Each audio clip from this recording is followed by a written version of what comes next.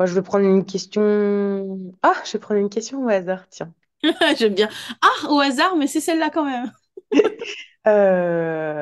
Alors, je sais par expérience, ma propre expérience, que il fut un temps, il y a quelques années, que j'avais un piercing au téton que j'ai enlevé avant de tomber enceinte. Et je voulais savoir si il était possible d'allaiter avec un piercing au téton. Donc, tout en le gardant, tu vois. Moi, je l'ai enlevé du coup. Ah non, Et donc, du coup, on ne peut pas allaiter mais avec le non. piercing. Ok. Pour une question toute logique. Ok. Ah, t'es pas à l'abri que ça se dévisse et que la perle, elle glisse dans le gosier de bébé. Ouais, ok, tout simplement. Ok. Juste une question de sécurité. Alors, dans l'absolu, ce serait le piercing le plus sûr du monde. Est-ce qu'on peut vraiment être sûr de tout dans la vie? Je ne suis pas sûre. Je te Non. dirais que, ouais, bah si, ça peut gêner bébé dans sa bouche, en fait. C'est le fait que, parce que ce qu'il y a, c'est que le mamelon, il est malléable, d'accord? Donc, l'enfant Oui. peut, entre guillemets, le mettre à la forme dont il a envie dans sa bouche. Si tu mets un objet au bout, cette malléabilité-là, elle n'existe plus. Elle est Mm. plus au maximum. Donc le bébé peut être gêné. Tu me diras, il y a des bébés qui pourraient très bien s'adapter. Vient donc s'ajouter à ça la question de la sécurité. T'es Ouais. jamais à l'abri que, parce que bah, ils tournicotent quand même un peu leur langue là-dedans, des fois ils jouent, hein, des fois ça leur arrive, ils jouent avec le Il est mamelon, mort. etc. Et ils le mordent, et bah, t'es pas à l'abri que ça se dévisse, que ça se défasse et qu'ils l'avalent. Donc c'est une question de sécurité surtout. Ok. Et par exemple, donc après avoir retiré pour le coup mon piercing, j'avais peur. Donc il m'avait dit, c'est sûr, vous pourrez allaiter, et bien longtemps avant d'avoir un enfant, c'est sûr, vous pourrez allaiter parce que j'ai percé à cet endroit, etc., etc. Mais est-ce que ça peut gêner si on a été percé au téton avant pour un allaitement? Est-ce que c'est déjà arrivé que ça gêne, entre guillemets, que ça part de partout, encore Bah, plus de toute que... façon, dans tous les cas, même quand tu n'es pas percé, au bout du mamelon, il y a plusieurs sorties. C'est pas Oui, un jet unique, c'est plusieurs non. sorties. Mm. Donc, si tu as un piercing, oui, bah, potentiellement, ça va goûter depuis le trou de ton piercing. Bon, écoute, Ok. à la limite même, si tu comptes sur le pouvoir cicatrice ondulé, il se pourrait que ta plaie, par contre, cicatrise plus vite, Ouais, pour ok. le coup. Oui. Ce Ouais, serait c'est... possible. C'est comme l'abcès. Quand tu as un abcès au sein, ça peut couler par l'abcès quand il est soigné. Mhm. En post-opératoire et qu'il est en phase de soins, il y a du lait qui peut s'écouler aussi par là, hein. Ok. Dans l'absolu, c'est pas grave. Il y a le pouvoir cicatrisant, antibactérien et antifongique du lait qui permet aussi une cicatrisation plus rapide, hein. Mhm. Ok, très bien. Bah, après, je savais à peu près la réponse, mais c'est toujours intéressant de savoir vraiment, sait-on jamais. Sait-on Euh, jamais. Par contre, on ne se fait ah, pas percer pendant la oh, lettre, du coup. non, non, non. Oui, non. On attend, hein. Ouais, on attend. Soit avant, voilà. Après, pour des questions, par contre, je pensais à ça pour des questions de. On pourrait avoir quelqu'un qui écoute ça et qui se dit, ouais, mais admettons la taille. Une question bête. Ouais, mais en fait, je peux pas le garder parce que bah, mes seins, ils vont changer aussi et du coup, mon piercing va plus être adapté. Ça, c'est comme les grossesses, hein, il y a des tailles de piercing différentes. Donc, on peut très bien avoir son piercing tout au long de sa grossesse en faisant évoluer la taille de son piercing par rapport à la poitrine qu'on va prendre et l'enlever quelques jours avant d'accoucher, hein.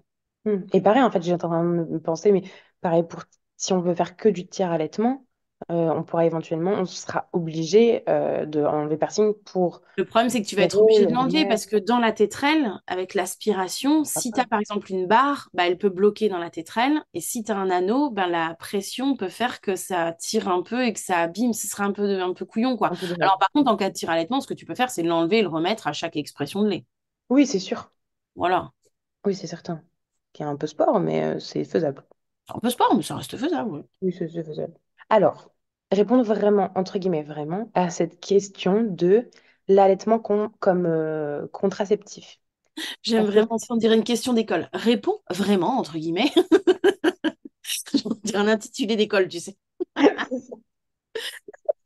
non, parce que L'allaitement comme contraceptif. je lis tout, je lis tout. C'est que j'ai autant lu. Enfin, en fait, le truc, c'est que je lis comme quoi ça peut, vu que c'est pas fermé, cloisonné, etc., ça peut être contraceptif pour certaines personnes, mais par contre, il y a une question de téter en 24 heures.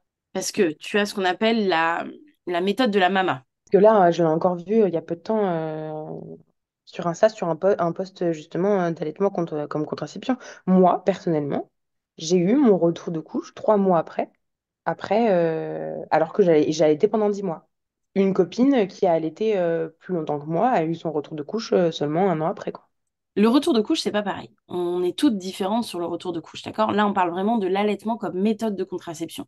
Ouais, et en fait, tu as ce lien-là souvent. Si Tu as on ce veut lien-là de retour de utiliser, couche et on veut contraception. utiliser l'allaitement comme méthode de contraception, on ne pourra pas aller au-delà de 6 mois. D'accord. Pourquoi? Parce qu'à partir de 6 mois, tu commences à avoir la diversification dans tous les cas. Et que comme il y a diversification, il y a peut-être potentiellement un peu moins de tétés. Et Ouais, c'est là où le bas blesse. OK? ouais, Donc la méthode de la mama, c'est forcément sur 6 mois maximum.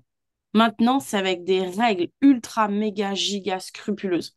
J'en ai fait une vidéo YouTube parce que j'ai plus tous les éléments en tête. Mais en gros, il faut qu'il y ait un allaitement exclusif de jour comme de nuit. Vraiment de jour comme de nuit. On ne doit pas être avec des tétés espacés de plus de 3 heures. Ok. Tu dois avoir une absence de retour de menstruation, oui, ce qui peut arriver quand même. Ok. Parce oui, que c'est pas hyper non plus sécure.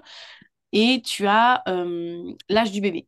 Et je crois me souvenir qu'il y avait autre chose, mais du coup, il faudrait regarder dans la vidéo. YouTube, on tape Mama allaitement à pas de mois, hein, c'est hyper facile à trouver. Je crois me souvenir, mais tu vois, tu me donnes l'idée d'en refaire un post. Ce serait bien que j'en refasse un post. oui, Je crois même que j'en avais fait un, mais faudrait que je le remonte un peu. Et en fait, voilà, par contre, si tu ne suis pas, on va dire, scrupuleusement ces règles-là, ou le truc bête, hein, ton bébé dort une nuit peut-être mieux qu'une autre. Bah, et toi, tu dors, tu t'en rends pas compte, tu vois, tu dors. Ah, c'est foutu. ouais, Tu vois, t'as pas de suivi scrupuleux, vraiment, ouais. vraiment, de, Je peux pas. de l'allaitement.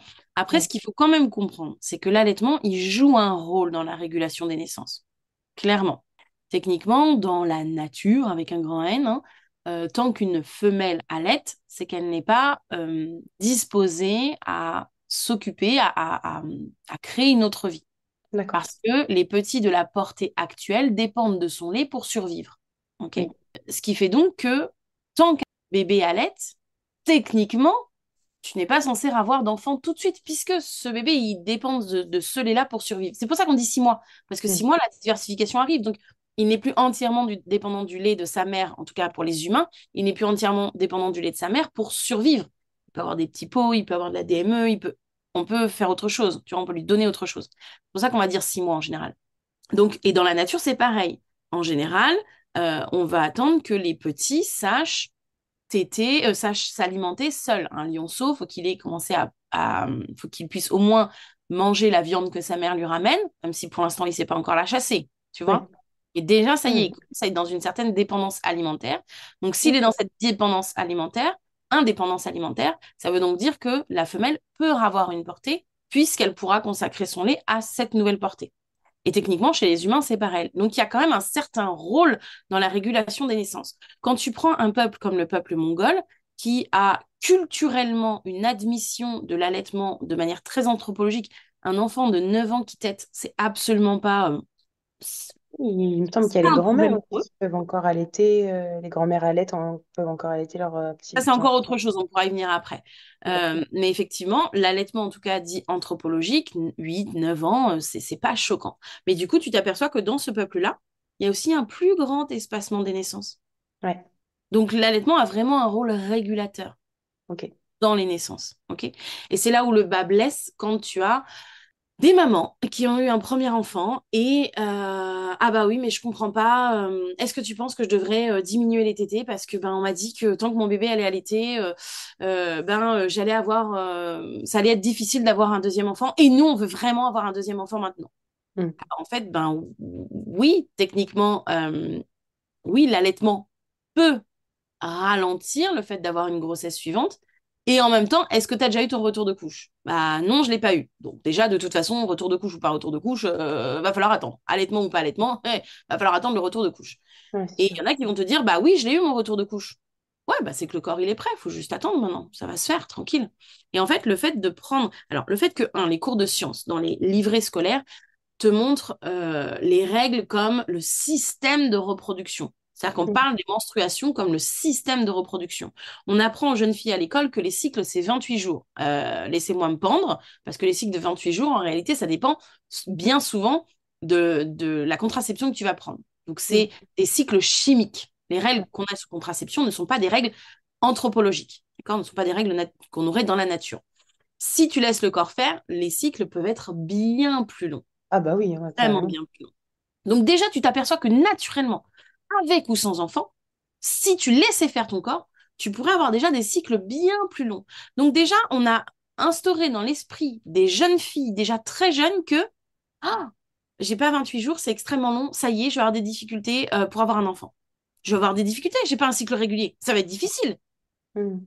J'ai pas un cycle régulier, ça va être dur. Moi, à l'école, on m'a dit c'est 28 jours, c'est 28 jours. D'habitude, quand je prends ma pilule, c'est 28 jours. Là, j'ai arrêté ma pilule pour avoir un enfant, mais j'ai pas mes règles. Ça va être hyper dur d'avoir un enfant. Ouais, pas du tout.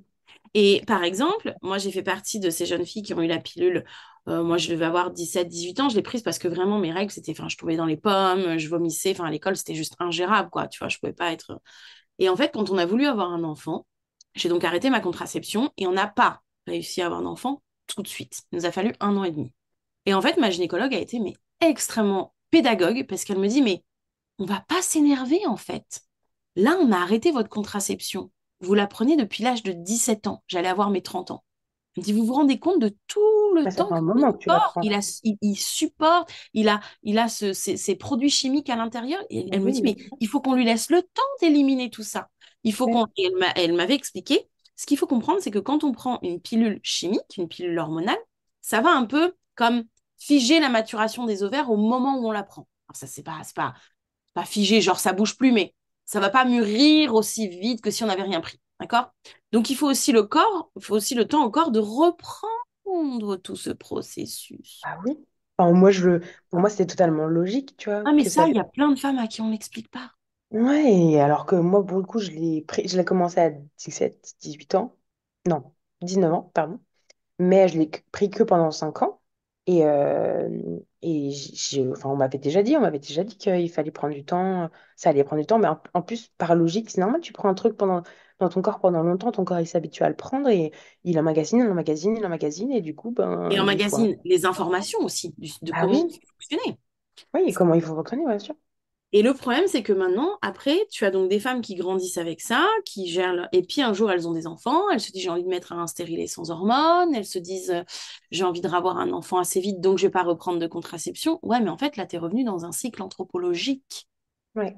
T'es plus dans quelque chose que tu as connu peut-être pendant 20, 30 ans, 20, 25 ans, 10 Mm, ans.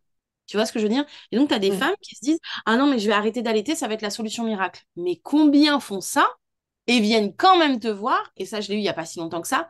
Voilà, j'ai arrêté d'allaiter parce qu'on voudrait avoir le deuxième, mais je voudrais savoir combien de temps l'allaitement arrête de faire effet maintenant que j'ai arrêté. Alors, j'ai mis du temps à comprendre la question, hein. Combien de temps l'allaitement continue à faire effet vu que j'ai arrêté et qu'on veut le deuxième? J'étais là, mais qu'est-ce qu'elle veut? Et après, j'ai compris. Elle pensait que l'allaitement, continuer sans allaiter bébé, à faire effet sur son corps, ce qui l'empêchait donc De tomber d'ovuler enceinte. et d'avoir un enfant. Pas du tout. Donc, elle se demandait combien de temps je mets des guillemets pour ceux qui ne voient pas, les effets secondaires de l'allaitement allaient agir. Et j'étais là, mais en fait, on est vraiment dans de la méconnaissance Ah ouais, totale du c'est fonctionnement. fou. Ah Oui, ouais, mais non. hormis les cours de sciences, qu'est-ce que tu as eu? Ah bah moi les cours de sciences, enfin, c'était horrible. Déjà j'étais à l'école, j'étais là, mais en fait vos trucs là, c'est pas la vraie vie en fait. J'étais déjà au collège et je disais ça, mais enfin moi je comprends rien à vos trucs. Enfin je suis une nana, je sais très bien ce qui se passe. Pourquoi vous voulez m'apprendre un truc qui est faux Ouais. ou alors qui est en fait imagé pour pas dire les vrais Et mots. encore, toi, tu étais à peu près éclairé. Imagine le nombre d'entre nous, et moi j'en ai fait partie, qui ne l'étaient pas. Ouais. Ah bah c'est comme ça, on m'a appris à l'école, c'est comme ça. Ouais. Et j'ai pas eu, jusqu'à ce que je tombe sur ma gynéco actuelle, j'ai pas eu de gynéco. Et pourtant, j'ai été réactive à la pilule, j'ai dû avoir du microdosé, nanana. Donc j'aurais pu avoir plein de discours, on aurait pu m'apprendre plein de trucs au travers des professionnels que j'ai rencontrés. Rien. De prenez ça, on essaye sur le premier cycle, est-ce que ça va pas, comment ça. C'est tout. Point. Mhm. Aucune information. Et c'est quand on était en démarche de faire un petit loulou, que nous, on s'est pas trop posé de questions, tout ça, mais bon, au bout d'1 an, quand même, 'fin, tu commences à te poser Oui, quand même oui, c'est des normal. questions, hein, Oui, tu vois, bien sûr. au bout de 6 mois, je crois. On a quand même commencé à se poser des questions et tout. C'est Et sûr. en fin de compte, elle a été hyper cool. Et elle nous a donné, elle a fini par me donner un traitement pour réguler les cycles donc que j'ai des cycles un peu plus réguliers, sans que ça influe forcément sur la façon dont j'allais avoir mes règles, hein, mais juste que ce soit un peu plus régulier. Et franchement, le truc, elle me dit, oh mais, et on est large, on fait ça pendant 2 ans, on verra après, hein. Ah, elle était en mode, ok, en fait, ok. Et elle nous avait dit, bon, et puis, en attendant, partez en vacances, vivez votre vie, voilà. Mais tu sais, mais vraiment, elle est sur ce coup-là. Alors, c'était une gynécologue, ce qui est très marrant, c'est qu'elle était très froide. Elle est partie à la retraite aujourd'hui. C'était quelqu'un qui était très, très, très, très froid. Et pourtant, quand elle te parlait, bah, alors, elle était toujours hyper cool. C'est genre vraiment no stress, quoi, dans la vie, tu vois. Mais c'est drôle ce que tu dis parce que du coup, moi, ça fait écho dans le sens où parfois, tu es dans la demande absolue de ton corps de tombe enceinte. En fait, tu dis à ton corps, tombe enceinte, s'il te plaît, vas-y. Là, c'est moi qui ai décidé. Mon cerveau a décidé pour mon corps qu'il fallait que je tombe enceinte maintenant. Et en fait, ben, du coup, c'est là où ça stresse les gens parce que bon, au bout de 6 mois, je tombe pas enceinte, au bout d'un an, je tombe pas enceinte. Mais quand j'ai pas envie de tomber enceinte, et ben du coup, je tombe enceinte. Et c'est super chaud. Et en fait, tu vois, pour le coup, un projet bébé, on se met, comme dans plein de choses dans la vie, mais on se met des deadlines, tu vois, Ouais. il faut Mais que je moi, tombe je me enceinte suis toujours rapidement. demandé, est-ce que c'est nous qui nous les mettons ou est-ce que notre anxiété, notre empressement, il est aussi celui, peut-être un peu, je dis pas toujours, d'un certain reflet de la société. Ah, mais c'est complètement sociétal pour moi, hein. Je sais pas, parce que tu as quand même ton désir à toi aussi. Toi Oui, aussi il envie y a ton d'avoir. désir. Mais Oui, il y a le désir de, ah oui, tu mets longtemps quand même. ouais, c'est ça. La pression, du Il y a coup. la Ouais, pression. la pression. On te Mm. laisse pas avoir ton. Ouais, finalement, c'est comme les cycles. On te laisse pas avoir. On laisse pas ton corps avoir son temps. Ouais, voilà, c'est ça. Alors que moi, clairement, pour ne pas avoir de contraception là depuis 2 ans, j'ai redécouvert mes vrais cycles, même si je n'avais plus d'hormones depuis longtemps, parce que du coup, j'ai pris uniquement une pilule pendant 5 ans et après, j'ai été sous stérilée pendant 4 ans, sans Ouais, hormones. oui, ouais. Oui, mais non, ça joue quand même. Ouais, on me l'avait Mais expliqué. j'avais quand Ouais, même des cycles qui, du coup, parce que j'avais quand même quelque chose. Et là, depuis 2 ans, eh ben, j'apprends en fait réellement comment est mon cycle. Et la dernière fois, ma sage-femme me dit vos cycles sont réguliers. Et en fait, d'instinct, j'ai dit bah oui, enfin, c'est juste qu'ils se décalent à chaque fois d'une semaine parce que c'est comme ça. ouais, Il c'est peut ça. pas être, ça peut pas être régulier parce que je n'ai rien de toute manière. Donc, ils sont réguliers parce que c'est toujours une semaine décalée. Donc, oui, je peux vous dire qu'ils sont Bah oui, réguliers, mais c'est ça. C'est ça. et c'est le premier truc qu'on te demande en tant que nana, tu vois. Est-ce que vos cycles sont réguliers? Parce que quoi? Parce que je suis persuadée qu'il y a des trucs derrière, des Ah, mais questions. tu vois, moi, à chaque fois, je peux pas m'empêcher de me poser la question régulier par rapport à quoi, par Mais ouais, rapport à c'est ça. qui? Qui a décidé que ça devait être C'est ça. régulier? Encore une fois, enfin, on le voit bien, une femme qui peut accoucher euh, à la même heure va avoir son retour de couche un an après, la même va allaiter aussi son retour de couche. En fait, c'est le corps de la personne qui le vit, enfin qui vit dans son corps, Et qui oui, va décider. Enfin, j'avais moi, une ça veut dire que connaissance. maintenant, je comprends, mon corps était capable de refaire un enfant 3 mois après. Ok, c'est bon, maintenant j'ai compris. Parce que Ah, du coup, j'ai eu mes règles 3 mois après. ouais. Bah, Donc alors, mon corps moi, était pour capable. pour le premier, j'ai eu mon retour de couche postpartum 3 semaines après l'enfantement. Ouh, c'est dur. Ouh, c'est Retour dur. de couche, j'entends. Surtout que, non, enfin, du coup, pour les personnes qui nous écoutent et qui sont enceintes et qui n'ont pas encore accouché, après l'accouchement, donc on peut avoir des saignements et des saignements qui peuvent être très longs. Moi, ça a duré 6 semaines, mais c'est encore différent parce que sous césarienne, en tout cas, pour ma part, c'était 6 semaines. Et donc, du coup, avoir son retour de couche 3 semaines après, tu aurais pu considérer ça comme des écoulements. Césarienne d'urgence, Poulette. J'ai une césarienne d'urgence. Et Oui, c'est donc, vrai. Ah oui, c'est vrai. j'allais voir la gynéco, elle me dit, oh non, elle me dit non, 3 semaines, c'est tôt, 3 semaines. Et là, elle m'examine, elle fait, ah, euh, ou pas, du coup. Elle me dit, oui, Mais du coup, en fait, effectivement. ça veut dire Oui. que les écoulements que tu peux avoir après l'accouchement, donc les saignements, pardon, que tu peux avoir après l'accouchement, sont différents de quand du coup tu as tes règles de nouveau de ton Des retour de femmes couche. qui retombent enceintes extrêmement vite. Ah oui, c'est que j'ai eu le témoignage d'une nana. Euh, Elle a eu 2 bébés en un an Bah oui. et Et là, sur tu sa calcules et tu fais, what? et je dis mais attends mais je veux connaître ton histoire parce que là excuse-moi hein, mais c'est incroyable. Et en fait c'est limite enfin c'est des jumeaux les types. Limite, c'est des jumeaux, c'est fou. Ils vont être à l'école en même temps, ils vont s'habiller de la même manière. Enfin, c'est un truc de ouf, quand Ouais. même, cette histoire. Et c'est là où tu vois que la nature, ben, c'est disparate. On est vraiment, vraiment, vraiment, vraiment pas toutes pareilles. Et puis il y a Et celles c'est qui qu'on veut vont... toujours se comparer. On en revient toujours à ce truc de comparaison. Tu vois, on compare. Oui, mais moi, par rapport à l'autre podcast qu'on a fait. Oui, mais moi, quand je tire, je fais pas 60 millilitres ou je fais pas 120 millilitres en 30 minutes. Putain, et tu sais que, pardon pour le combo, mais maintenant, aux nanas à qui je parle, tout ce qui est allaitement et tout, je dis, enfin, c'est quoi ta routine? Je leur parle de routine, comme tu m'as expliqué dans le dernier podcast, il faut trouver ta routine à toi. Qu'est-ce que tu as comme machine? Quelle marque et tout machin, etc. Et après, en fait, trouve un groupe, entoure-toi des personnes qui ont potentiellement la même machine que toi et qui peuvent te guider, ou enfin, simplement fais des tests pour toi et arrête de vouloir te comparer tout le temps Et alors en que c'est plus, ton corps et que ton corps t'appartient à toi et que le problème de la comparaison, pour reprendre avec l'allaitement, si tu as vraiment envie de te comparer, bah, faisons passer un IRM mammaire à toutes les femmes pour voir comment sont leurs glandes mammaires, comment elles Hmm. sont développées. Pendant une tétée, juste après la tétée, à quoi elles ressemblent? Est-ce qu'elles ressemblent vraiment à celle de ma voisine? Enfin, je veux dire, dans ce cas-là, tu fais tout sous imagerie médicale. Ouais, Et tu vas vite voir que c'est juste pas possible. Encore impossible. une fois, le moteur interne, il est tellement personnel. Heureusement. Tu, tu peux pas, tu peux C'est pas. Mais triste si tout était comme ça. ça n'a Oui, tu peux être représenté par d'autres personnes et te sentir moins seul, mais pour autant, c'est pas parce que cette personne-là arrive à tirer comme toi, à la même machine, etc., que pour autant, c'est comme ça, c'est figé et ce qu'elle fait, tu dois le faire à la lettre. Non, fais des tests, enfin, et ça tue la comparaison, vraiment. Et ceux qui nous écoutent, enfin, celles qui nous écoutent, arrêtez de vous comparer. Ça ne vous servira jamais à rien dans la vie. Et ça va plus vous mettre des bâtons dans les roues. Et ça va vous enlever un poids énorme.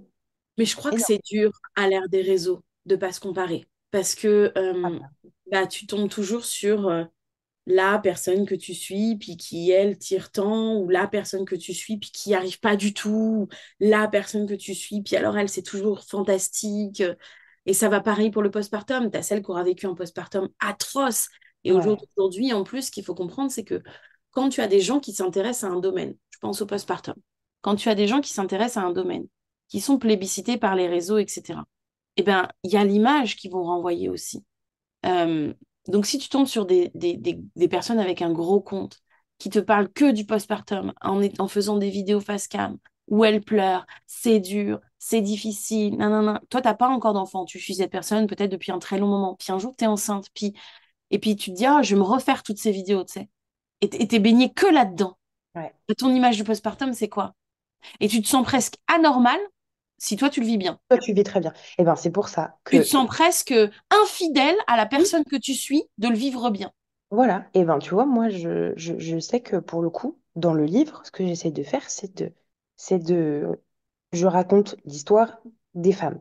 Je raconte pas que mon histoire à moi, c'est que je raconte l'histoire de toutes les nanas que je vais lire. Donc, forcément, il y a des personnes qui ont hyper bien vécu leur postpartum et je veux qu'elles me le racontent sans avoir peur. Parce que on dit que le postpartum c'est chaud et tout machin. Mais non, ça peut être super beau en fait. Genre, arrêtez de vouloir absolument montrer que le postpartum, il est dur pour tout le monde. Non, Ouais, mais à pas du tout. l'inverse, tu vois, et j'en ai parlé il y a pas longtemps avec Tania Massouf, qui est justement formatrice en postpartum, elle et moi, on a eu vraiment des super postpartum de ouf. Mais genre Mm. vraiment, je me souviens avoir pleuré pour ma deuxième, en mode je pleurais, je disais, mais je suis heureuse. Je disais ça en plus. Je pleure, mais je suis heureuse. Et mon mec était là, non, non, mais c'est juste un C'est tremplin, normal. chérie, tout va bien. Mais c'est vrai, j'ai vraiment eu des postpartum hyper doux, hyper. Franchement, moi, rien que pour ça, je pourrais revivre mes postpartum, hein, aucun problème. Hein. Ouais. Et ben, tu culpabilises de les avoir bien vécus Oui, quand tu as des comptes où finalement, quand tu as un sujet qui est très en vogue, etc., mais on te renvoie que ben, le postpartum, ça peut être difficile, nanani, nanana, et que toi, tu es là en mode moi je l'ai bah, bien je vais vécu en peut-être fait. peut-être pas dire que ça s'est bien passé, du coup, Et tu vois, c'est fou je vais de se peut-être pas dire leur ça. faire ça. Alors, et donc, tu as celles qui vont mal le vivre. qui vont mal vivre leur postpartum, j'entends, et qui vont tomber sur des comptes où oh, le postpartum c'est merveilleux, etc., et qui vont culpabiliser de se sentir aussi mal. ce que j'allais te Et t'as dire. celles qui le vivent très bien et qui culpabilisent de le vivre bien vis-à-vis de leurs consoeurs qui ne le vivent pas si bien que ça, tu vois. Et on est toujours finalement en train de... Et on n'arrive pas à se dire, bah les deux existent. Mais oui, en fait, c'est tout, point barre. Enfin, Et dès que tu vas commencer à dire, ouais, mais moi j'ai un bon postpartum, ouais, et je le vois, hein, j'ai suivi comme ça une nénette que j'adore, voilà, qui a un gros compte et tout. J'en ai suivi deux. Une pour qui ça s'est très mal passé, une pour qui ça s'est très bien passé. Et à chaque fois, les deux, quoi qu'elles mettent, c'est, oui, mais tu te rends pas compte, à montrer ton corps postpartum qui se remet aussi bien, c'est dégueulasse pour les autres. Alors, venant de femmes, hein, c'était dur. Et celle qui pleurait souvent face cam et tout, elle recevait des messages. Oui, il faudrait peut-être que tu arrêtes de chialer devant ta caméra. De toute façon, si c'est pour ça, fallait pas faire de gosse, c'est bon. Moi, j'ai pas pleuré tout le temps pendant mon ouais. postpartum, gna gna gna. Et j'étais là, mais juste, moi, j'étais contente pour celle pour qui ça se passait bien. J'étais là en mode, oh, bah écoute, elle a C'est pas besoin de cool. moi. Ouais, Bah ouais, ouais, c'est ça. et celle qui était triste, Beaucoup. j'étais là, oh non, oh, qu'est-ce que je peux faire? Quel petit mot je peux lui envoyer? Qu'est-ce qu'il Mm, pourrait lui faire? Tu vois? Et je n'étais mm, pas là, mm. genre, alors que moi j'ai bien vécu mon postpartum, je pourrais être là, ah, elle pourrait arrêter de chialer devant sa caméra. Oh, ouais. Et celle qui a bien vécu son postpartum, c'est quelqu'un qui est très fin par rapport à moi. Donc j'aurais pu lui envoyer un message, je dis, ouais, quand même, le On corps va dire pour postpartum, Nana ça ressemble Poutine. pas à ça pour tout le monde. Et en fait, ça mène à quoi? À rien. On peut pas être contente. Toi, tu as Ouais. mal vécu ton postpartum, elle le vit bien. Mais Elle tant mieux. était très heureuse J'aurais pour voulu elle. quoi? Qu'elle en chie comme toi? C'est pas très sympa quand Ouais, non, c'est quand même vachement puéril. C'est même. quand même vachement pire. Non, non, c'est sûr. Franchement, moi, je fais plein de tests en ce moment pour comprendre pourquoi je n'arrive pas à dormir. Et en fait, tu vois, j'en parlais dans un groupe. euh, J'en viens à... Je n'osais pas dire que j'étais épuisée parce qu'en fait, je ne suis pas épuisée à cause de mon enfant. Je suis épuisée à cause de moi-même, à cause de mon propre cerveau. Donc je dis, mais je peux pas dire que j'arrive pas à dormir si mon enfant, elle fait sa nuit, elle fait ses nuits depuis qu'elle a 8 mois et que du coup, elle va avoir 2 ans et que je n'arrive pas à dormir. C'est pas possible, c'est pas normal que j'arrive pas à dormir. Bah si, en fait, parce que mon cerveau, il va trop vite et que c'est ma propre personne qui est en alerte et que j'ai des pensées intrusives tout le temps et que j'ai une merde, je vais perdre Charge. le point. Ouais.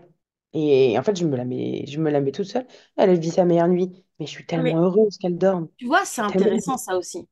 À partir du moment où tu as des enfants, et nous-mêmes, on va le penser, hein, c'est ça qui est le plus dur. À partir du moment où tu as des enfants et où tu, je mets des guillemets, dors mal, pour ceux qui ne voient pas la caméra, hein, dors mal, c'est forcément de la faute de l'enfant. Ouais. Tu allaites, c'est de la faute de l'allaitement. Tu fais du cododo, c'est de la faute du cododo. Tu fais pas de cododo, tu allaites pas, c'est quand même de la faute de ton enfant et on va te demander s'il fait bien ses nuits. À aucun moment, quand tu deviens parent, on arrive à imaginer que ce soit nous-mêmes ou les personnes qui nous accompagnent ou notre entourage, que nos problèmes de sommeil, ils peuvent venir de nous Ah mais ouais, moi je l'ai et pas toujours de dit que notre ça venait enfant. que de moi, hein. Oui, mais Pas c'est du tout. dingue. Ouais. Et je ne compte plus le nombre de parents. Il y a encore pas si longtemps, j'ai été démarchée pour un petit bébé de 4 mois. La maman, elle est épuisée et la fille, la petite, dort. Ouais. C'est pas elle le problème, donc. Non, mais non. Mais donc, elle me Mais dit, non. oui, mais parce qu'elle tète la nuit, donc je pense que ça doit m'épuiser.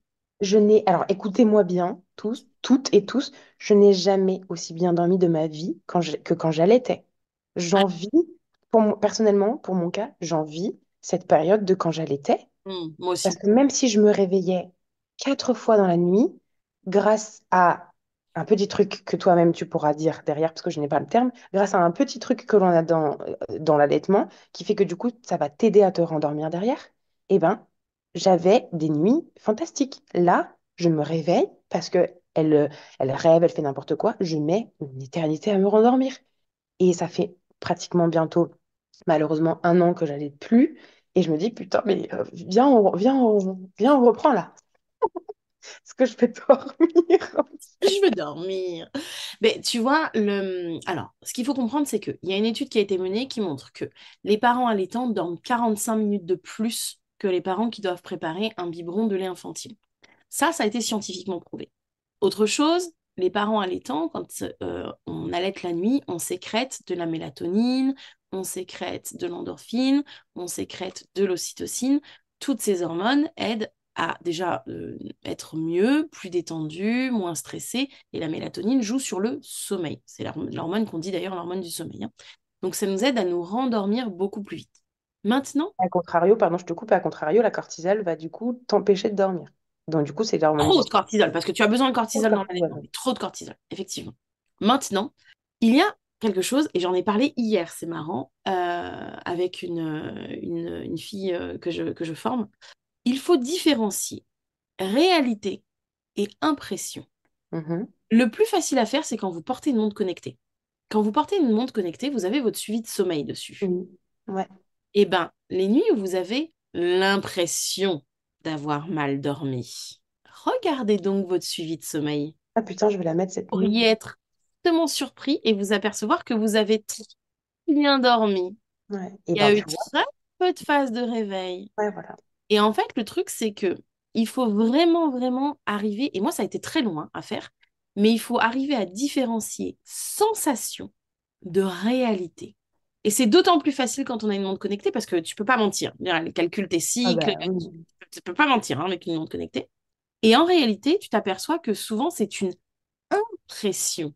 Alors, je Mm. sais que ça te fait mal dit comme ça. Je sais hein, que ça va piquer. Hein. Il y en a qui vont m'entendre et vont me dire c'est n'importe quoi. Non, je vais la mettre, je vais faire le test. Et puis, ils vont se rendre compte ah, mais merde, en fait, elle a raison. En fait, sur la montre, j'ai bien dormi. Sur la montre, j'ai très peu de réveil paradoxal. Ah oui, en fait, non, j'ai très peu de réveil, etc. Mais du coup, qu'est-ce qui va te donner la sensation que t'as cette sensation que t'as mal dormi là? Alors, par exemple, ceux qui ne se lèvent pas, mais qui ont la vessie pleine. Ouais. Ça gêne. Ouais. Tu ne le sens pas forcément, mais ça gêne. Ouais, ton corps Ceux t'envoie des qui ont mangé signaux. lourd, très lourd Mm. le soir. Ton corps, il est plus occupé à digérer qu'à récupérer. Ouais. Donc, il faut tout ce temps de digestion avant de passer dans la phase récupération. L'âge, Le le... sexe. On en parle aussi.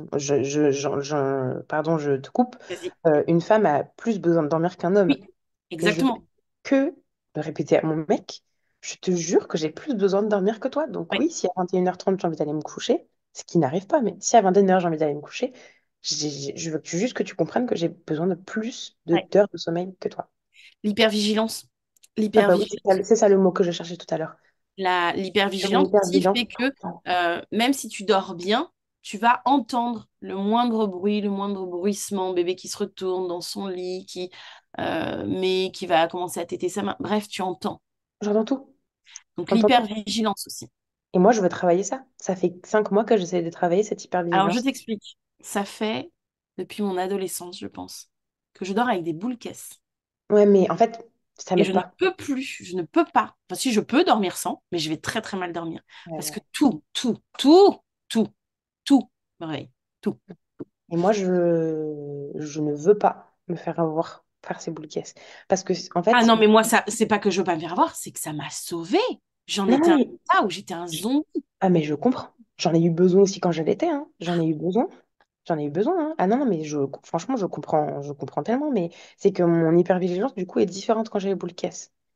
Alors, tu vois, eh ben, ça c'est marrant. Maintenant, mes enfants ont 7 et 9 ans, donc je peux lâcher le truc, tu vois. J'ai dormi avec mes boules caisses avec mes enfants. Ouais. Et ça n'a rien changé à mon hypervigilance. Rien du tout. Et c'est Mhm. marrant parce que j'étais même presque plus instinctive, étant donné qu'en fait, je n'avais pas Louis. Ouais. Bah, en fait, J'étais c'est obligée ça. de faire autrement. Donc j'ai même été presque plus à l'écoute encore de mes enfants. Ouais.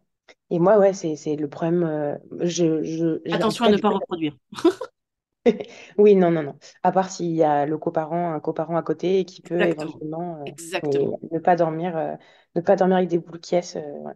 Si vous avez besoin, vous mettez juste de la musique avec un casque le temps de, et après vous l'enlevez parce que c'est. Méditation guidée, la méditation guidée, ça me fait plonger direct. 5 Ah minutes de bah, méditation guidée, je dors. il y en a une qui m'aide beaucoup, ouais, mais donc du coup, je me sentais beaucoup moins, c'est bizarre à dire, beaucoup moins hyper vigilante Ouais, ouais. quand j'allaitais que là maintenant, quoi. C'est Mais marrant. Pourquoi tu te sentais moins hyper vigilante en allaitant? parce qu'en fait, peut-être que je disais à mon cerveau, je sais que dans tous les cas, elle va se réveiller pour téter. Donc, si elle se réveille, je vais aller la voir, elle va téter, je vais aller me rendormir et je vais arriver plus facilement à m'endormir. Et là, en fait, c'est que si elle se réveille, je vais me dire, pourquoi elle se réveille? Qu'est-ce qui se passe? Est-ce qu'elle a faim? Est-ce qu'elle a soif? Est-ce qu'elle a fait un cauchemar? Est-ce qu'elle a fait machin? Et du coup, en fait, c'est plein de questions. Alors que si elle tète, Ouais. je vais la voir, elle va Pas de téter, question. Ouais. je me pose pas de questions. T'as pas besoin de savoir si c'est parce qu'elle a fait un cauchemar, elle a froid, elle a soif. En fait, c'est le sein répondant à peu importe ce que c'est, on s'en fout. Alors, mais c'est vrai, et ça, c'est même vrai quand tu entames la période du sevrage. On en parlait il n'y a pas très longtemps en formation avec les facilitatrices d'allaitement que je forme. Ça tombe bien que tu en parles. Parce que du coup, Et, je sais que c'est une question. on en parlait justement à la période du sevrage, euh, où en fait les parents qui ont toujours allaité, d'accord, et qui sèvrent leurs enfants, sont souvent très, très, très, très, très démunis face au comportement de leur enfant. Parce qu'en fait, on n'a tellement pas eu la gymnastique que de se poser de questions. Tu peux pas donner un PCN comme tu donnes le sein. PCN, produit commercial pour nourrissons, lait infantile. Donc tu ne peux pas donner un PCN comme tu donnes le sein. D'accord? Donc quand ton enfant il pleure et qu'il est au lait infantile, bah, tu te poses des questions. Qu'est-ce qu'il a? Est-ce qu'il a la couche sale? Est-ce qu'il a besoin d'un câlin? Est-ce qu'il lui faut une tétine? Est-ce qu'il a besoin d'aller marcher? Est-ce qu'il a besoin que je le masse? Est-ce qu'il a besoin de jouer? Est-ce qu'il y a trop de lumière? Tu as l'habitude de te poser un milliard de questions. Mais quand t'allaites, tu l'as jamais. Cette Ouais. gymnastique-là, tu l'as pas. Il En pleure, fait, tu le mets au sein, il pleure, tu le mets au sein, il pleure, tu le mets au sein. Et le jour où le sevrage arrive, tu es là en mode, oh, il s'est fait mal. Qu'est-ce que je fais? Est-ce que c'est un gros bobo, un moyen bobo, un petit bobo? Je lui ai donné pourquoi? Je lui ai donné son gobelet d'eau. Pourquoi il pleure? Je lui ai donné son gobelet d'eau. Et là, en fait, le gobelet d'eau est jaune, pas vert, tu vois? Voilà. Donc, tu arrives à tous ces trucs-là où avant, tu aurais juste soulevé le t-shirt et puis basta, terminé, ton gobelet jaune, il l'aurait accepté parce que il aurait réussi à gérer, à calmer, à trouver dans le sein tout ce dont il avait besoin pour gérer cette émotion-là. Et là, tu te retrouves face à un enfant et tu peux pas soulever le t-shirt. Tu ne peux pas ou tu ne peux plus, tu vois, et tu es là en mode, ah, qu'est-ce qu'il faut que je fasse? qu'est-ce que je fais. Le mode d'emploi. Page 12, Donne-moi page le mode 10. d'emploi, vite, vite, vite. Et donc, tu te retrouves à avoir une gymnastique de questionnement que tu n'avais pas mis en place avant, à un moment où tu te dis, mais en fait, il est grand, je devrais plus avoir besoin de me poser ce genre de questions. Et en fait, il y a un décalage entre l'âge de l'enfant, non mais ça va, 2 ans, je devrais plus avoir besoin de me demander pourquoi il pleure. Oh, ça va, il va me le dire, il va me l'exprimer. Et le, bah en fait, j'ai jamais eu besoin de me poser ce genre de questions et aujourd'hui, j'ai plus le sein et il faut quand même que je me les pose sur un enfant où je me dis quand même dans un certain coin de ma tête que je devrais pas avoir à me poser des questions. Ouais. Mais c'est extrêmement frustrant. Et c'est ça. En fait, moi, c'est ce que je vis, c'est ce que je vis en ce moment. C'est cette frustration-là que je vis. De mon Dieu, mais qu'est-ce que j'ai fait de mal? Je n'ai rien fait de mal. Je pensais avoir bien fait. J'essaye de comprendre ce que tu me dis. Tu me dis un mot, vraiment, ça ne ressemble à rien. Je t'aime, mais ça veut rien dire. Ça ne veut rien dire. Et je te demande ça, non, ça, non, ça, je sais pas, je sais pas. Et après, du coup, elle s'agace parce qu'elle voit que j'arrive pas à comprendre. Et je lui dis, mais en fait, si tu t'agaces, je vais encore moins comprendre. Mm. Et c'est hyper perturbant. Mais C'est même hyper. pour eux, c'est difficile. Bah, Parce bah que oui, pour bien eux, sûr. avant, quoi qu'ils aient besoin de gérer, ils avaient le sein. Oui. En fait, c'était une baguette magique pour maman et papa, mais c'était aussi une baguette magique pour l'enfant. Tu me comprends pas, ça me frustre, je t'aide. Ouais, Après, je prends mon calme et j'essaie de te réexpliquer. Je veux voilà. ci, je veux ça, tu vois. Mm, J'essaie de. Mais je vais me calmer au sein. Attends, viens, viens, viens, enfin, t'es tout. Alors, qu'est-ce que tu voulais? Toi, ça t'apaise, t'as généré de l'ocytocine. Bébé, ça l'apaise, il a reçu de l'ocytocine. Et là, il n'y a plus rien pour personne. Et lui, il a peut-être pas encore suffisamment de mots, suffisamment de mm, vocabulaire, suffisamment de. Et puis même ok. avant, il pouvait se calmer avec le sein, il l'a pas, il a pas. Tu comprends pas que tu lui as filé le gobelet jaune alors qu'il voulait le vert et il a rien pour se défouler, pour se détendre. Et C'est du coup, toi, terrible. comment t'aides? Parce que je suppose, ou peut-être mal, je suppose que le sevrage est différent quand tu allaites, je sais pas, pendant que 1 an et quand tu allaites pendant 3 ans, ou pas du tout. Sachant que ma fille à 7 ans prend toujours sa petite tétée du matin comme d'autres prendraient leur café, oui. Ceci dit, Ok. mon fils s'est sevré vers 6 ans à peu près. Et Alors, donc c'est tout seul. ouais, bon, alors lui du Oui, jour au enfin, lendemain. dans tous les cas, oui, pardon. Parce Alors que lui, dans tous les cas, euh, s'il arrive qu'on parle de sevrage induit ou de sevrage des trucs comme ça, en l'occurrence, un sevrage induit, c'est avant 2 ans. Donc son fils alors, est dans en... tous les cas, un sevrage est toujours induit. Oui, ouais, Toujours. oui. Quel que soit l'âge, un sevrage est toujours induit. Tu ne te Oui, c'est réveilles vrai pas qu'on... un beau matin en te retournant dans le lit, en regardant ton conjoint et en faisant tiens, c'est qui divorçait ce matin? Non.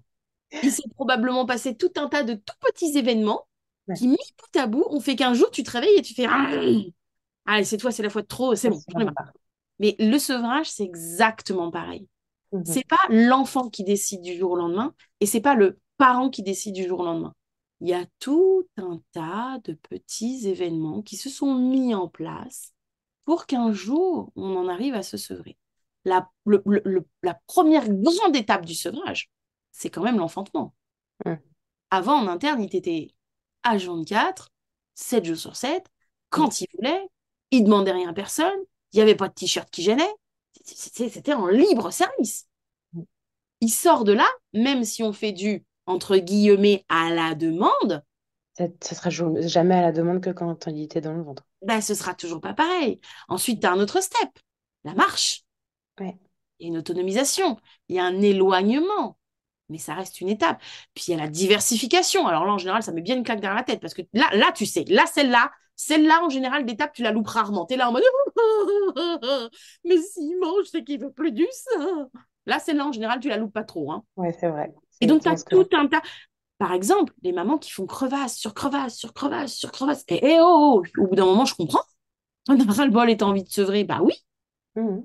Oui, mais il faut comprendre peut-être aussi d'où vient la crevasse avant bien de. sûr, mais ce que je veux dire, on va pas aller sur les crevasses, mais ce que je veux dire, c'est que le sevrage, il est toujours induit. Ouais, il est Le toujours en lui. sevrage est une forme de séparation. Une séparation, qu'elle soit dans un couple amoureux, parental, qu'elle soit entre meilleurs amis, qu'elle soit avec son enfant, il y a tout un tas d'étapes qui vont mener à ça. Donc un Ouais. sevrage, il est toujours induit. Par contre, un sevrage, il peut être dit anthropologiquement précoce, c'est-à-dire il intervient avant la moyenne admise de manière anthropologique de l'allaitement. Anthropologiquement, le bébé de l'espèce humaine peut se sevrer entre 2 ans, 2 ans et demi, et 7 ans ou plus. Ouais. Ou plus. Et ça, souvent, on l'oublie. Donc, si un sevrage intervient avant, on va parler d'un sevrage précoce. Mais il a forcément été induit par Ouais. des trucs. Ouais. Ah, mais c'est important de remettre aussi les choses dans le bon Oui, ordre. c'est méga important Et parce que c'est moi, je sais précoce que. par rapport à quoi? Par rapport à qui? Par rapport Oui. à une norme anthropologique. Mm, mm. Pas par rapport à la voisine. Ouais. Ouais. Parce que pour le coup, moi, quand j'ai appris ce terme de d'allaitement, de Sevrage induit. sevrage induit, et que j'ai cherché sur Internet, je me suis dit, ok, c'est de ma faute. Mais en même temps, j'étais épuisée, mais j'étais pas épuisée par l'allaitement, je le répète, je n'étais pas épuisée par l'allaitement. J'étais épuisée par ma dépression postpartum. Et que je me suis dit, je vais lâcher un peu du lest et je vais commencer à introduire les biberons à partir de 8 mois et je vais en fait voir comment ça fonctionne. Et que jusqu'à ces 10 mois, elle a voulu prendre une tétée le matin, une tétée le soir, doudou pour faire dodo. Et que le jour où elle a refusé mon sein, et ben en fait, je me suis pas du tout posé la question et me dire, ok, ça se trouve, d'une, ça peut être une grève de tétée et demain matin, elle voudra bien et elle pourra tout à fait reprendre. Je me suis directement dit, ok, c'est de ma faute, elle veut pas téter. Et en fait, même si je lui ai reproposé, elle disait non, mais elle aurait très bien pu recommencer quelques temps après et me dire, c'est normal qu'elle ne veuille plus parce que du coup, je l'ai induit, entre guillemets, du coup, en erreur parce que je lui proposais jusqu'à présent mon sein et que je lui ai proposé autre chose et qu'en fait, c'était plus facile et qu'avec le sein, bah, du coup, elle devait forcer un peu plus pour elle fasse des pressions, etc. Alors qu'un biberon, c'est simple, ça coule direct. Donc, elle faisait moins d'efforts.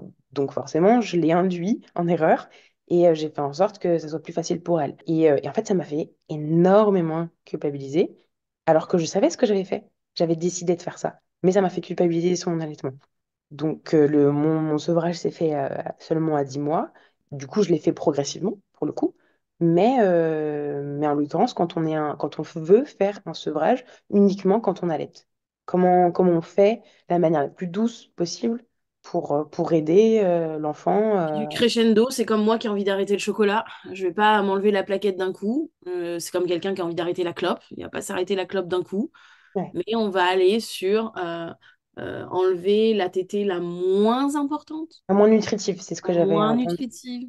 Alors, Si l'enfant, par la exemple, moins nutritive et la moins importante. ouais, Parce que, ok, par exemple, celle c'est pour importante. entamer la nuit, elle peut ne pas être forcément très nutritive. Mais c'est le soir, j'ai besoin de décharger, c'est difficile d'entrer dans le sommeil, de m'endormir. Alors j'ai besoin de cette tétée-là parce que elle est réconfort. J'ai un peu peur d'être dans le noir. Ça veut dire que je vais être séparée. Est-ce que maman va toujours être là demain matin? Est-ce que ça génère beaucoup d'angoisse? Donc cette tétée-là, peut-être qu'elle est nutritive si on est sur un très petit. Peut-être qu'elle ne l'est plus si on est sur un bambin qui sait bien taper la cloche à table, mais qui en a encore besoin parce que c'est plonger dans le sommeil, c'est se Ouais, séparer de l'autre, c'est très particulier la nuit, hein. Ça cristallise beaucoup de choses. Donc, on va partir de la moins nutritive et les moins essentielles. Et pourquoi est-ce qu'un sevrage, c'est long? Parce que techniquement, il faudrait que celle-ci soit parfaitement admise. C'est-à-dire que l'enfant n'y pense même plus pour ensuite passer à la suivante. Et ensuite passer à la suivante. Ok, ouais. Et ensuite passer. Sauf que ça se fait pas en une semaine ou deux. Ah Alors, non. je sais qu'on aime vendre des programmes de rêve. Je sais que on peut accompagner à ce que ça se fasse entre guillemets rapidement, d'accord? Il faut pas Mais que ça se fasse en 2 jours non plus. topologiquement, dans la réalité, non, c'est pas. Enfin, c'est un humain que vous avez en face de vous, pas une machine, Oui, hein.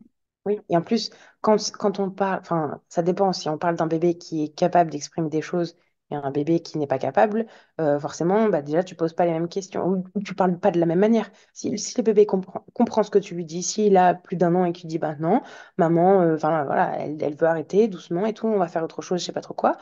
Et ben, à 6 mois, le gamin, tu peux pas lui dire comme ça parce qu'il va pas comprendre. Donc, il faut trouver une parade, trouver d'autres choses, enfin, je suppose. Donc, non, enfin, Câlin, non, je on suis a désolée, ça beaucoup, ne se fait même pas si en c'est trois mon fils jours. qui a arrêté, vraiment, vraiment, lui, ça a été clic-clac. Il nous a fait la même avec les couches, hein, du jour au lendemain. Ouais.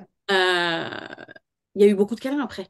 Gérer les frustrations, les colères, les émotions, beaucoup, beaucoup, beaucoup de câlins. Puis tu te doutes bien qu'à 5 ans, il t'était pas comme à 3 mois.